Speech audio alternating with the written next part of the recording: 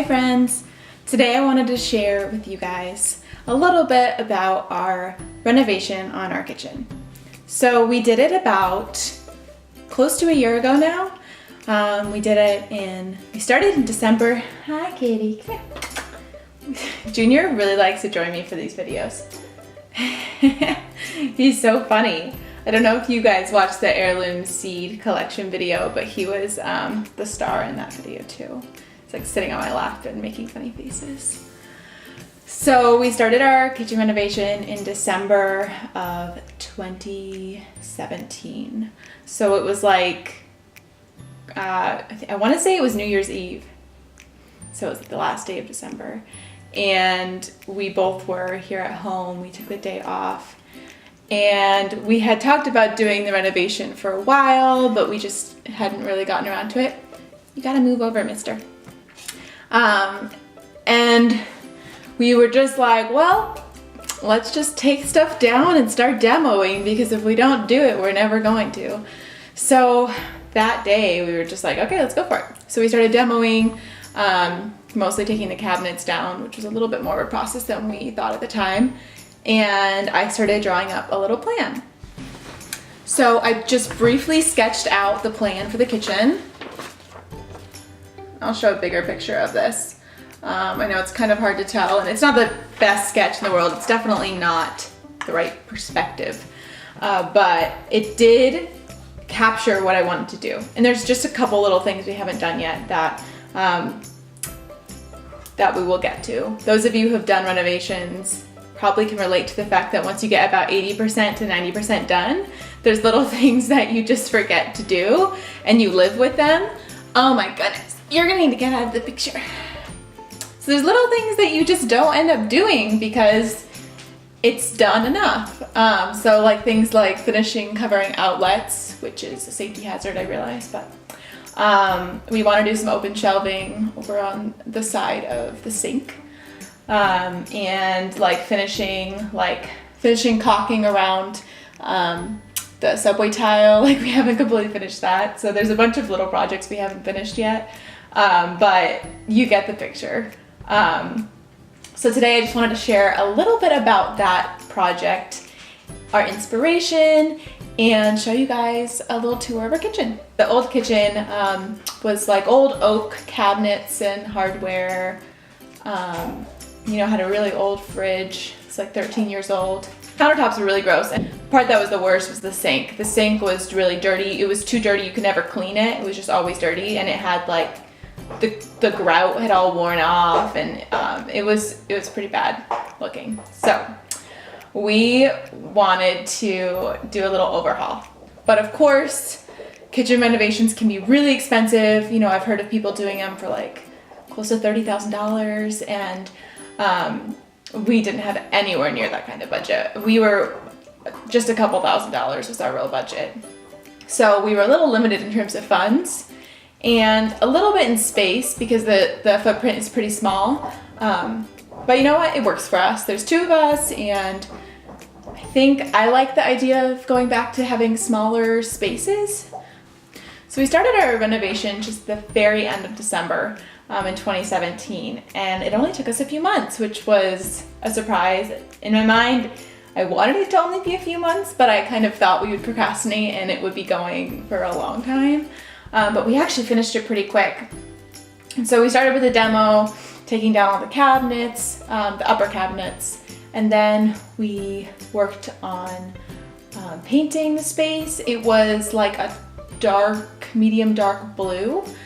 So we painted it with like a fresh, clean coat of like a white gray tone. And then after that, we worked on painting the lower cabinets, which were oak. So we had to do like some primer, and I wanted to go with black. I was looking for like a mid-century modern farmhouse. So we went with the black lower cabinets. I really liked the clean look and contrast with the light colored walls. So we started with painting the walls, and then we painted the cabinets, and then our supplies came, which we ordered them through IKEA, and we're really happy with the products. We weren't so happy with the customer service, It was really hard to get through their customer service. It would take like hours to get a hold of someone, which was just crazy because we had to call them a couple times. And I mean, you had them on hold for hours, like 2-3 hours. It was insane. So, and then by the time you're like an hour and a half in, you're like, I don't want to give up, but I don't have time to be on hold for 3 hours. So that I did not like. So if you have an IKEA near you, I would totally recommend that over dealing with customer service. We don't have an IKEA near us, so we did unfortunately have to go through shipping and calling customer service. But I am really happy with the products. So the next thing we did was we put up the cabinets, and those were really easy to put together. They did take a while to come, and then we had forgotten to order the rail that you hang them on. So we didn't get those up for a little while, but we did get them up, and we were really happy with them. And then around that time as well, we did the countertops, which we ordered the countertops through IKEA, but then we put them on ourselves. And then we put the sink in, and the sink I'm really happy with. It does stain really easily. I believe stainless steel is the culprit. So if you put stainless steel directly on the sink, it scratches and it will maintain a stain, like a gray stain tint. So we did put down like a metal grate on the base of the sink, and that resolved that problem. But we didn't do that for a few months, and in that process there were a few stains made. So I'd recommend if you get an IKEA sink that you add those little metal guards at the bottom. After all of that, we did get a new fridge. So we found something on sale. We actually bought it through Amazon, I believe. It's a Kenmore. We had a really hard time finding a fridge. We wanted like the French door kind of fridge, but one, they're really expensive, and two, the size was just a little too big. We were working with 35 and 3/4 inches, and so many of them are like 35 and 7/8, or like just over that, and we were just so nervous that something would get delivered and then it wouldn't fit. So we did end up going with like the freezer pull out on the bottom. But we're really happy with it, and it's so much more space than we need, even during the summer when I have tons of produce in there. So that we love as well. I mean, we're talking a really small budget, so I didn't spend a lot of money on hardware.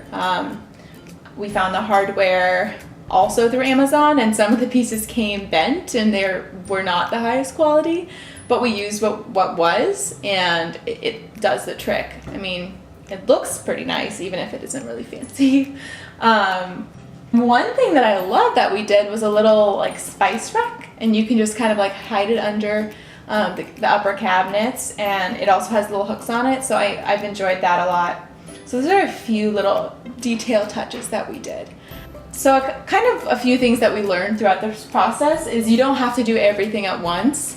Like we didn't do it all, add everything in at once. And then after we were done, we were like, okay, it's time to replace our fridge, because the old fridge did not look great with all these new products in the kitchen. So then we replaced the fridge, and we're gonna add the open shelves at some point once I find something I really like. And so that's been helpful for us because we can kind of live with it, see what we like. If you order everything at once, you might find that it doesn't all go well together, and you might end up returning more and losing some money that way, or losing time that way at least. So it was helpful for me to add things in and then decide what we want next. And then a couple other little touches. We did the little pot and pan rack through IKEA. The pots and pans are actually also IKEA. They were really reasonably priced. And it was a super easy DIY project. I actually wrote a blog post about it, so I will link that below. And we also used the same rail and hooks for our coffee bar. We really liked the coffee bar. We followed a tutorial from Live Simply, and it really extends the space in our kitchen and provides a lot more countertop space, so that we can really free up what we have in here for things we really need. And it also just makes it look a lot more open when you don't have as much on your counter. So the last thing about our kitchen remodel is our Peninsula is really wide, and so on the other side of the kitchen there is an area to eat in the kitchen, And we have 3 bar stools set up so you can kind of just gather around. And that's a nice spot for like morning breakfasts and quick things like that. Thanks for watching. I hope you enjoyed seeing a little bit of our kitchen and hearing about our process with the renovation. We didn't run into any major snags along the way, but we also weren't moving any walls or really changing the footprint. So it was a pretty easy renovation as far as they go. I will say it was stressful to not have a sink. That was the biggest thing, and to not be able to use a countertop while we were getting that going. So there was definitely aspects of it that were stressful, and so if you can do it during a season of life where you're not as busy, I would absolutely recommend that. Please like, comment, and subscribe so you can hear about what we're doing here at the farm.